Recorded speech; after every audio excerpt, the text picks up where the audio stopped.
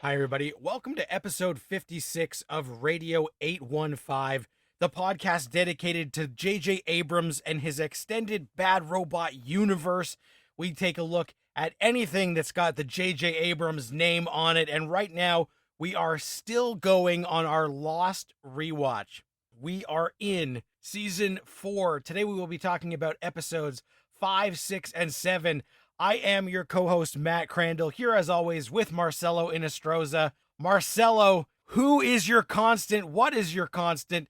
Episode 405 is the Desmond-centric, time-jumping, mind-screw episode, The Constant. What did you think? I loved this episode for so many freaking reasons because I've been floating around a particular theory in my head as to how the time travel works with Desmond. I love the fact that this episode really displayed how Desmond deals with time travel, and it gives a feasible explanation, a feasible science fiction explanation. In our Lost universe, time travel has consequences, basically. I really, really enjoyed that. One of the best episodes of the series, maybe, and definitely so far this season. It just blew me away. And it is because we know that Desmond has had some time jumping things go on in the past. But this one, basically, they throw a ticking clock on it because we see another guy who's having a similar episode, Minkowski, played by Fisher Stevens from Short Circuit. And he's been a voice on the radio a few times. But we see him as another guy who is unglued from the timeline to disastrous results, though, because partway through the episode, he dies because he cannot stabilize this time jumping. So they add this ticking clock of dread to Desmond's journey because we like Desmond and we don't want him to be in trouble. But I love that this, because of the way that they have tried to leave the island and they've headed out on Faraday's exact coordinates. We know last week on island they said the helicopter left over a day ago, but yet they haven't landed on the boat. What the hell's happening? And in this episode they say, well, time works kind of different. Faraday starts to tell our losties some of that. Charlotte is like, no, don't tell them anymore. So we know that there's more at play here, but I love that this is where it's immediate. So it's not last time Desmond jumped back in time after the hatch exploded. He basically woke up and he was in events that he had lived previous for the long term, for days, if not months. And in this, it's only a couple hours at a time. And then he jumps right back to the island where it's only been a few seconds. So I love that we see. And in this episode, it's not the standard flash forward or flashback structure because we are going to the exact moment that Desmond goes to. We stay there with Desmond as long as he's there and then jump back to the exact moment that he returns to the present. And I just thought that was really well done, so intriguing. And the disorientation that Desmond is feeling, us as an audience start to feel as we're trying to catch up on what's going on and what the rules are of this time battle that's going on in Desmond's mind. It's time displacement. And to go a little bit further with your point, it took me a couple seconds to figure out what was happening to Desmond, whether it was a flashback or a flash forward. In my head, as I was watching him, as we see him go through his time in the army, I was thinking, wait a minute, so how are they going to explain this time travel? And just for a second, I was like, what if they say that he doesn't go back in time, but what if they say that his unconscious mind transfers to different versions of him throughout the same timeline? So when that was confirmed by Daniel Faraday, when Daniel figured everything out, and Daniel was the one that told Desmond to go find him at his university, I was like, holy shit, not only am I semi-right, but Desmond, if you think about it, is the one that drew Daniel to the island in the first place. I mean, we already knew that Daniel was working on this equation, but if it wasn't for Desmond in our timeline hopping back into his own timeline, he would have never got to Daniel Faraday. Is anybody confused yet? Because I think I am. So I do love that as they go, when they arrive on the freighter, they're met by a couple of people who are concerned about why Jeff Fahey has brought these survivors to the boat. He just said I had to, but this guy's messed up. And we meet Omar and Kimi. Kimi played by Canadian boy Kevin Durand, who's going to be kind of a bad guy who sticks around for a while. And he was awesome on The Strain, but you just love to hate him sometimes. So they show up, and as Desmond is going through this horrible thing, Saeed is trying to also figure out what exactly is going on this boat. Because as Desmond is hopping through time with his mind, we find out that Minkowski, who's also having these same trips, says that there's a saboteur on board and that they've been trying to make calls out, but they can't. And so basically during the time jumping of Desmond's mind, he finds out Faraday tells him in the present, like, find me in the past. So then he seeks out Faraday. I just love seeing Faraday before this island stuff. His skepticism when Desmond first shows up, he thinks his colleagues are playing a joke on him. But then in great time travel movie fashion, Desmond starts saying information that he could only have gotten if he had talked to a version of Daniel Faraday at some point. So I love a scene like that. And then we find out Faraday has been working on something similar about this time displacement with Eloise, this rat running a maze.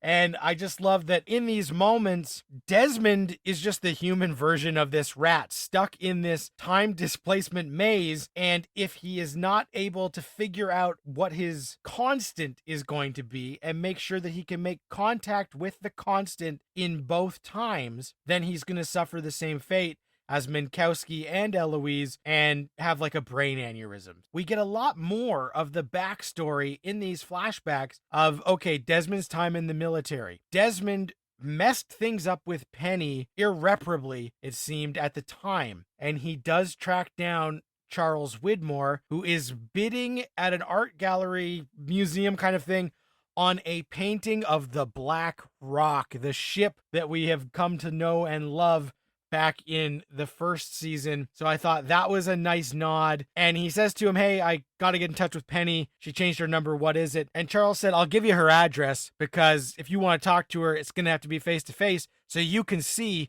she doesn't want anything to do with you. That was really interesting. Alan Dale is so good at being a bastard. So now we're bringing back Charles Widmore, the bastard, before his storyline starts to ramp up over the course of this season and remind us that this guy is the stereotypical rich, wealthy, evil son of a bitch. Did you notice in that particular auction scene when Charles Whitmore was bidding for a painting of the ship of the Black Rock, did you pay attention to who the auctioneer said the previous owner was? He did say it was a Hanzo. I did catch that. Yeah, so I was like, oh my God, it's all connected. The final two things that I will say about this episode. One, I love the way that Damon and Carlton are using this new storytelling device because they are picking up crumbs from previous seasons and they are plugging holes like crazy. And I love the way that they are stitching up Lost Zone continuity holes between characters. The final thing that I will say about this episode, the conversation between Penny and Desmond at the very end was just a giant punch in my emotional heart. I loved that specific scene. What did you think about that specific scene, Matt? Because that one had me in tears, no lie. 100%. And especially, I love the scene where Desmond first sees Penny in this episode, and we see how much he has hurt her, how deep the wound is, and that she literally doesn't even want to see him, let alone hear him out, because things have gotten so bad between them. But in those moments, when he's acting what would seem to her to be completely nuts, and he's saying, just give me your phone number. I just need it or I can't get back. So like, I need your phone number and I promise I will not call you until December 24th, 2004.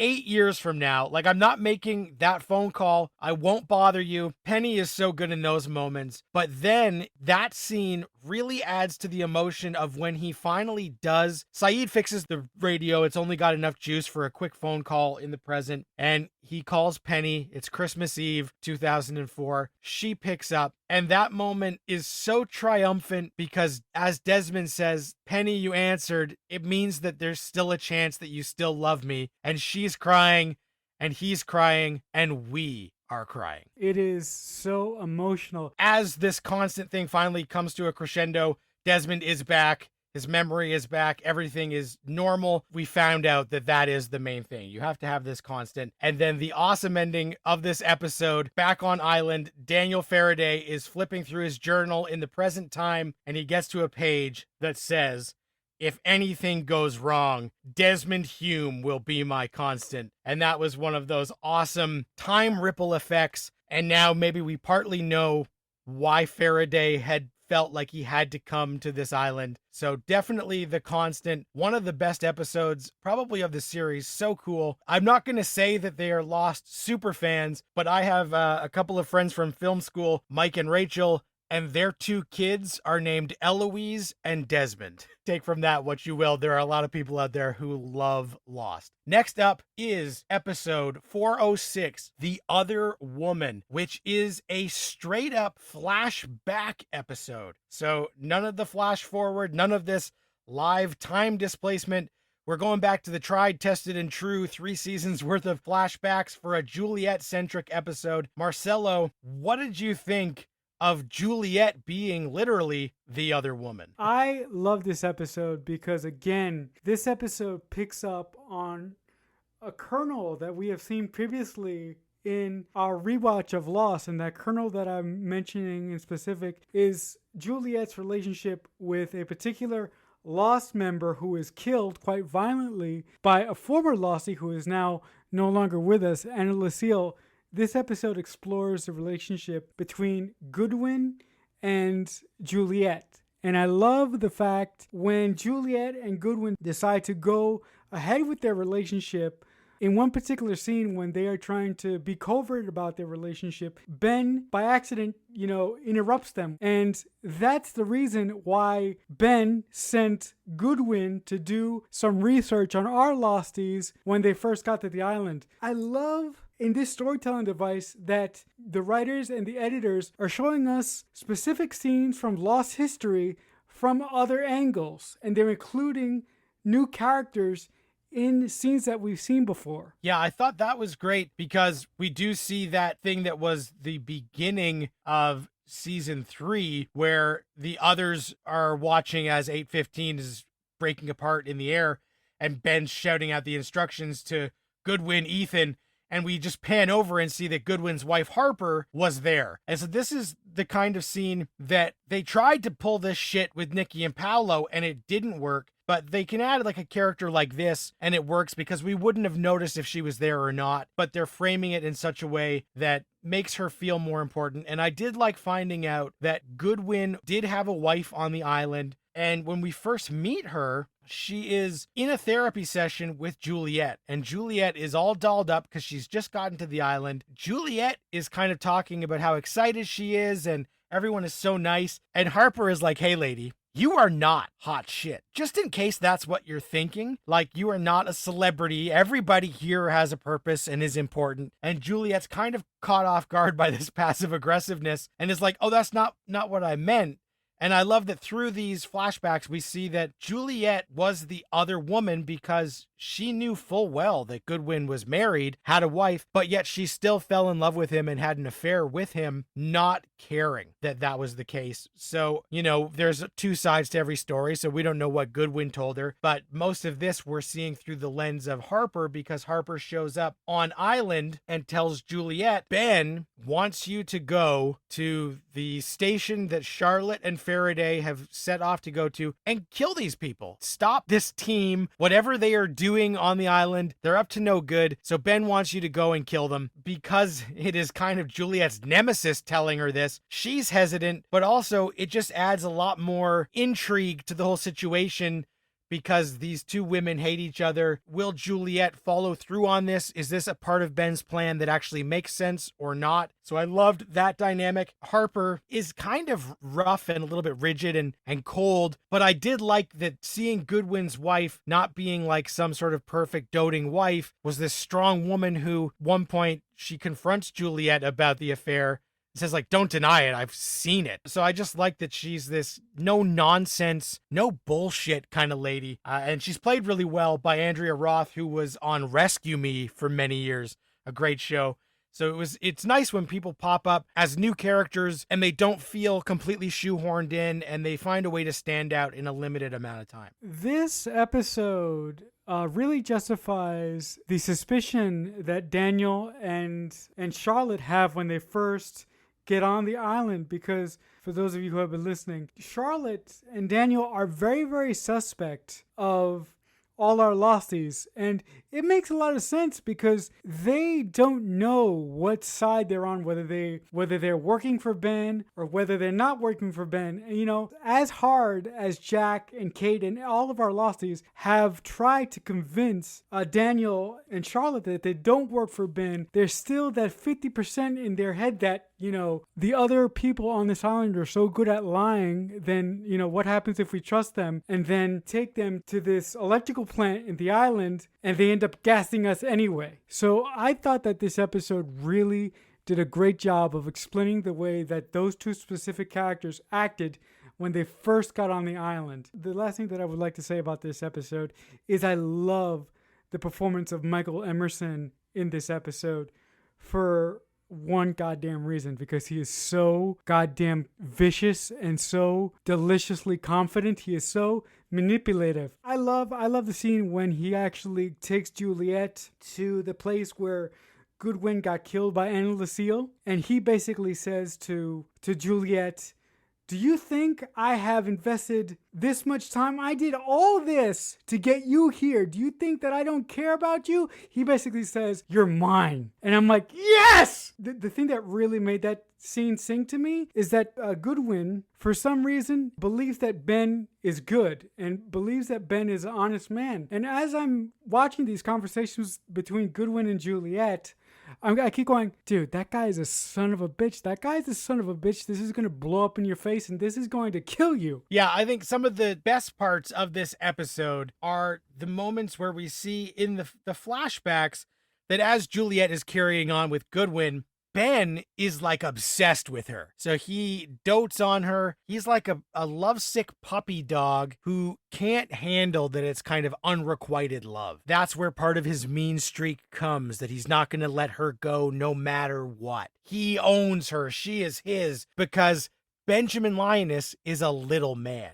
He is a guy who doesn't get a girl like Juliet, and it drives him crazy that someone like Goodwin not only has a hot wife, he can just pull another woman on the island into his web, and this drives Ben crazy. So I love that we see that dark side of Ben. I love that we see Juliet knowing that Ben is in love with her, but being repulsed by Ben, and all of that drama playing out in the past and how it seeps into our present was very interesting. And of course, on island, Jack and Juliet share a kiss, and it's kind of like an awkward moment because it comes so shortly on the heels of Kate being attacked. So I don't necessarily love it, because you just kind of, you're like, it's still the wrong coupling. It doesn't feel right. Jack is still in this rescue, fix everything. And when Juliet says, like, you don't want to be anywhere near me, that's when they kiss, because he's kind of saying, like, I don't care. I'll do what I want. I can handle it. Ben and Locke have a powwow where Locke gets this videotape out of a safe that's marked Red Sox that Ben told him about. They play the tape, and on the tape, it shows Charles Widmore. Now, Charles Widmore, Ben tells us, is the one who owns the freighter and has been trying to find the island. So this shows Widmore beating up a guy, and Ben says he doesn't know how Charles Widmore knows about the island, but obviously he does, and he's willing to beat people up and spend all of his money to find it, and Ben doesn't know why. So he says, I don't understand why, but I feel like whatever he wants with this island, it is exploitive, it is bad, it is not something that we want to be allowing to happen. Okay, this makes sense to a point. Charles might want this island to sort of sell to his rich friends who don't want to die and who want to get healed by like wounds that we would consider fatal. But then again, why would he want to even entertain the idea of visiting an island where someone who he considers is not good enough for his daughter is on this very island? I thought that this episode was wonderful. But for me, it really opened up a whole nother section of this Pandora's box as to who is controlling this island, who is behind this conspiracy, and what do they want ultimately. This is all happening and Locke's taking it in. Good old Benjamin Linus, the ultimate, I'll scratch your back if you scratch mine. You gotta let me out. And Locke says, okay, but you gotta tell me, who is your man on the boat? And I just love, we don't find out in this episode, but Michael Emerson says, you might want to sit down. And I was like, ooh, shit, who is this going to be? I can't wait to see. And then this episode ends where Hurley and Sawyer are outside having a good time playing horseshoes or something. And Ben walks by like nothing has happened. And he just says, see you guys at dinner. And they're looking at each other like, the fuck? I thought this guy was our prisoner. And then cut to Lost. And I just thought that was a great light moment in a very heavy episode and really starts to drive home a lot more of the intrigue of Widmore and the island and the freighter. Yeah, I just want to say when I just saw Hurley and Sawyer playing horseshoe, I was like, okay, we haven't seen them in a while. What's the significance of the scene? But then as the camera pans over to Ben, just carrying sheets into one of the houses, I was like, oh, you son of a bitch. I thought that scene was an excellent way to cap off this episode. Absolutely, which brings us to our final episode of this week, episode 407, Ji Yeon. Marcelo, did you leave a panda in a cab? Is this yours? No, it is not mine, and I hate fucking pandas. Screw pandas. Yeah, I'm not an animal person, but I really love this episode for two reasons. One, it did a good job of finally dispelling the whole issue about why women can't have babies on the island. And it also answered a question that was raised at the start of the season. Who is in that coffin? Now, I'm going to fast forward here. At the end of the episode, we are meant to believe that it's this guy. I still, to this day, when I saw it back in the day, I was like, no, that's not right. And when I saw it today, I was like, no, that's not right. That's not the guy that's supposed to be in the coffin. So I'm just curious here. I'm jumping around a little bit, Matt, but what did you think about with the second to last reveal of this episode when it sort of hinted at to actually who died on the island? So I didn't think that they made that connection at all, to be honest with you. If this was the person who was in the coffin, then the other person would have been at the funeral. So I thought, we know that this person is dead, but I didn't think that they were telling us that was the person in the coffin, because that was in America.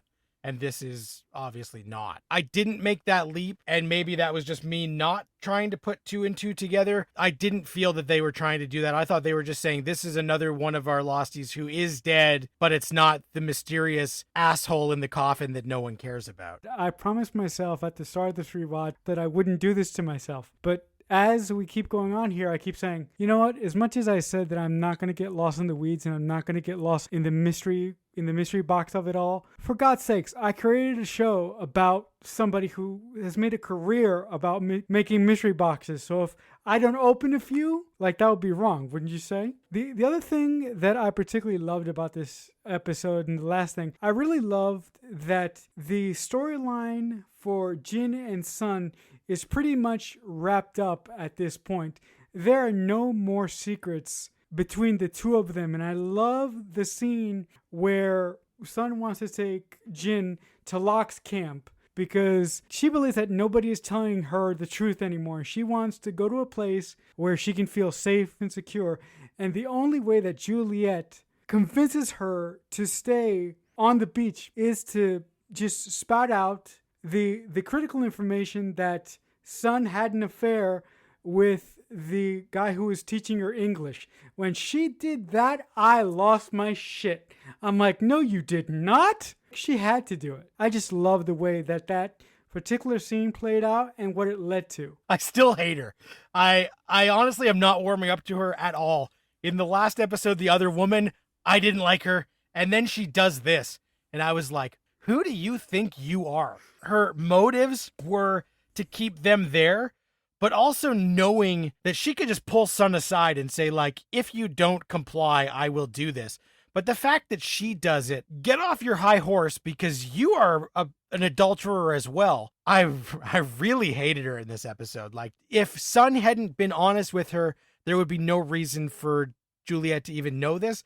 but Sun had opened up in like a moment of confidence, and for that confidence to be thrown in her face. I'm still waiting for the turn because, like I said, in my mind, I'm like, Elizabeth Mitchell as Juliet's so great. And I'm like, on this rewatch, I know that she's a woman who's been through trauma. She's been held captive, but she's so unsympathetic to me a lot of the time. It really bugs me. And the other thing that really bugs me is when writers think they are smarter than us and do a little bit of deception so that we won't find out something before they want us to find it out. Now, in Through the Looking Glass, the finale of season 3, Jack is tanked, and before we know that it's a flash forward, he mentions, get my dad down here and see if he's drunker than I am. I can write that off as, okay, Jack is drunk, he forgets his dad is dead. It was a character moment. I can handle that once. But fool me once, and in this, they pull the same device. As we find out, and at the time this episode aired, I guessed it halfway through the episode that this was the case. Despite their deception, Sun is saying, where's my husband? I need my husband. Because we find out later that Jin's storyline is a flashback. Sun's is a flash forward. This is one of the only episodes that I think deals with both together. And she says, I need my husband. Call my husband. I can't accept that everyone who gets a little bit hopped up on drugs or alcohol forgets that people that are important to them are dead. Like, that's stupid. So that was just to keep the rabbit in the hat until they wanted to pull it out at the end to let us know that this was flashback and flash forward and Jin was actually not part of the Oceanic Six and pull the rug out from underneath us. So yeah, they can try and explain it as a character thing, just like M. Night Shyamalan will always try and justify the gravestone in The Village, but every explanation of it doesn't make sense. It was just a deception on the point of the writers or the filmmakers to throw everyone off the scent until they wanted to reveal that thing. It kind of ticked me off in this episode because I just got the sense that if they had come back from the island, Jin would not be frantic businessman running around. They have been through so much. He would have been at Sun's side the whole time. So I never bought that these stories were running in the same timeline. And the fact that they had to lie early on to try and pull that rabbit out of the hat at the end just made me angry. The joys of this podcast, fellow listeners. I mean, I don't disagree with Matt too often, but the times that I do, I will say this for him: his arguments are entertaining nonetheless. I did love that as much as I hated when Juliet did that thing that I went off about, the aftermath of that between Sun and Jin, and when Jin goes fishing with Bernard, were both really nice, and they were emotional and really sort of sold that they're gonna try and get over this. I really liked that, and finding out in the future that Jin didn't make it and that Hurley comes to visit Ji Yeon the baby, which is the name of the episode. That was all lovely, but the bombshells of this episode are on the freighter. We finally meet the captain. The captain does tell Saeed that this boat belongs to Charles Widmore, so he doesn't hide it. He full on confirms it. Zoe Bell, who Quentin Tarantino diehards will know as Uma's stunt double in the Kill Bill movies and also in Death Proof, one of the leads, and just had an awesome cameo in James Wan's Malignant, is the woman on the freighter who wraps herself in chains and jumps off the boat, killing herself, and nobody tries to save her, and the captain's just like, yeah, it is what it is. And so we're confused about that. Also on the boat, like so much happens on the boat, we find out that the people on the freighter, the captain, who we have been told in a note, do not trust the captain. The captain says, you know how they found that wreckage of 815 under the ocean? Who would go to the lengths of faking a plane crash so that people wouldn't come looking for it? Wouldn't that person be some sort of evil mastermind with the resources and money to fake a plane crash, with the resources and questionable morals to find 300 dead bodies, place them on that plane, put them at the bottom of the ocean just so that people won't come looking for that plane? And if such a person existed, wouldn't it be someone like that little motherfucker, Benjamin Linus?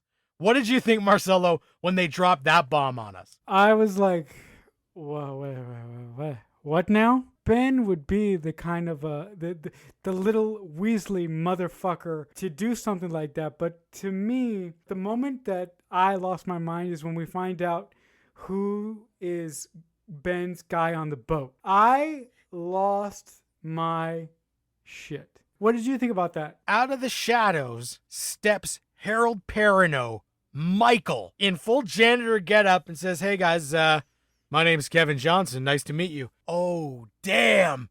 I love this. I can't wait to see where this is headed. What did you think about the way that the island affects the people on the boat? We still don't know, like, what is going on. We find out that, like, were those people in too close proximity when the hatch thing went down? Or, like, how long have they been messed up and getting their extreme cabin fever? So that's also interesting, like, why the time displacement, the electromagnetism, and the extreme cabin fever it causes, how come that's not happening to people on the island? Mm-hmm. And why only outside? Is this another smoke monster-like technique to be a defense mechanism, a security system? The people on the island may not be affected. Those people on the island, according to Ben and someone else, those people have been selected. Those people are special. And the last thing I'm going to say, Juliet's name is Juliet Burke. The name Burke is very, very significant in the JJ verse because there's a producer that works for Bad Robot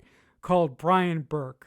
So I was like, is that a tip of the cap to Berkey? It's not accidental. Yeah, I'm sure it is. So that is it for this week. If you are following along, next week we will be talking about episodes 8, 9, and 10 of season 4. So that is the homework for this week. If you have a question, comment, let us know on Twitter at JJUniverse815 or tweet at us using the hashtag Radio815. We will read your comment on the show. If you like the show, please tell your friends, subscribe, follow, all of that good stuff. If you want to get in touch with me, you can do so on Twitter at Matt Crandall. Marcelo, you're also on Twitter, the spot they can reach you. You can also reach me on Twitter. I'm at CreekFanatic88. Thanks so much for listening. We appreciate it. Until next week, Radio 815 over and out.